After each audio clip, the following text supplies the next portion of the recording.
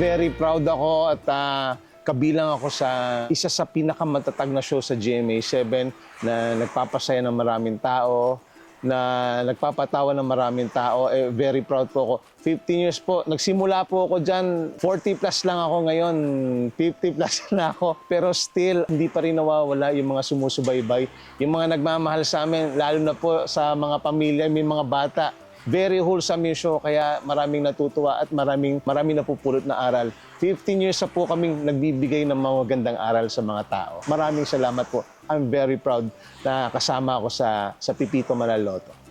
Ako maraming memorable sa character ni Patrick kasi malakas siya kumain Malakas siyang kumain ng hotdog. Ang memorable sa akin yung 8 take yata kami na puro kain. So, 2 araw yata ako hindi kumain sa kabusugan. Pinagtatrabaho po ako sa Pipito Manaloto para po kumain.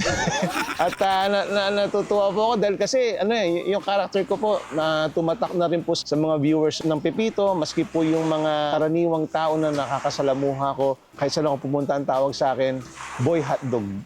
Thank you very much sa inyo. Tumaba ako. Tumaba na ako. Noon payatot lang. Siyempre, umidad si Patrick, pero still, yung character niya malakas kumain. PG nga minsan Kasi, siyempre, alam mo naman si Patrick, hindi naman galing sa mayaman na pamilya yan, sa medyo mababang pamilya. Gusto niya matikman lahat. Talagang pag nakakakita ng pagkain, parang nanginginig pa para makakain lang. At mahilig po mag-take home yan.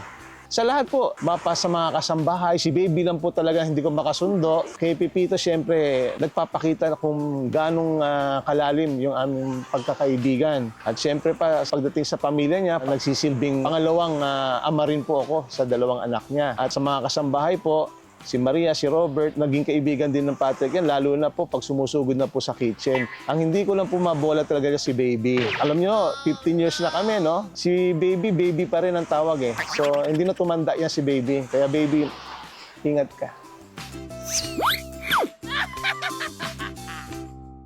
Mahalagang paalala, ang Yulin ay hindi gamot pero nakakagamot sa anumang uri ng lungkot at pagod. 1 click lang, subscribe na!